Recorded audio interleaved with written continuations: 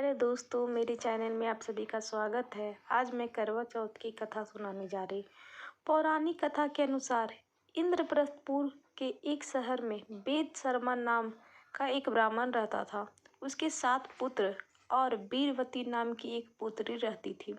घर में माता पिता और भाइयों की लाडली बहन विवाह लायक हो गई थी। उसकी शादी एक उचित ब्राह्मण युवक के साथ कर दी गई। इस बीच करवा चौथ का व्रत पड़ा। वीरावती अपनी माता पिता और भाइयों के घर पर ही थी। उसने अपनी पति की लंबी आयु के लिए व्रत तो रख लिया, लेकिन उससे भूख सहन ना हो सकी और कमजोरी से बेहोश होकर जमीन पर गिर गई। भाइयों से बहन की ये हालत देखी नहीं गई। उन्हें पता था कि वीरवती पतिव्रता नारी और बिना चंद्रमा देखे अपना व्रत नहीं खोलेगी।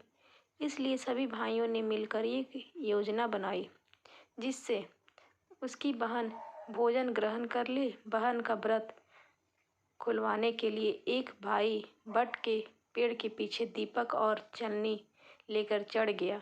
बेहोश हुई वीरवती जब जागी तो उसके भाइयों ने बताया कि चंद्रोदय हो गया है, छत पर जाकर चांद के दर्शन कर ले।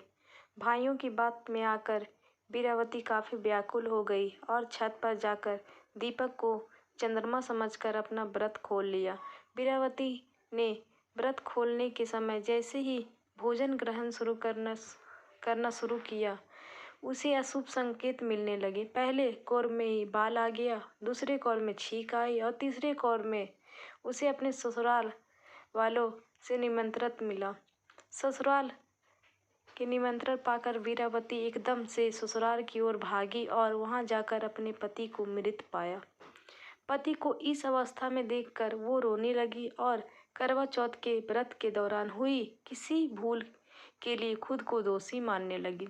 उसकी ये बातें सुनकर इंद्र देवता की पत्नी देवी इंद्राणी वीरावती को सांत्वना देते हुए पहुंची। वीरावती ने देवी के करवा चौथ के दिन पति की मृत्यु होने का कारण पूछा। साथ ही उसने पूछा कि उसके पति जीवित कैसे हो सकते हैं। इस दौरान वीरावती का दुख देखकर देवी जी ने बताया कि उसने चंद्रमा को अर्घ्य दिए बिना ही व्रत तोड़ा था। इस वजह से उसके पति की असमय मृत्यु हो गई। इस दौरान देवी इंद्राणी ने वीरावती को करवा चौथ के व्रत के साथ साथ पूरे साल आने वाली चौथ व्रत की सलाह दी और उसे भरोसा दिलाया कि ऐसा करने से उसका पति जीवित हो जाएगा।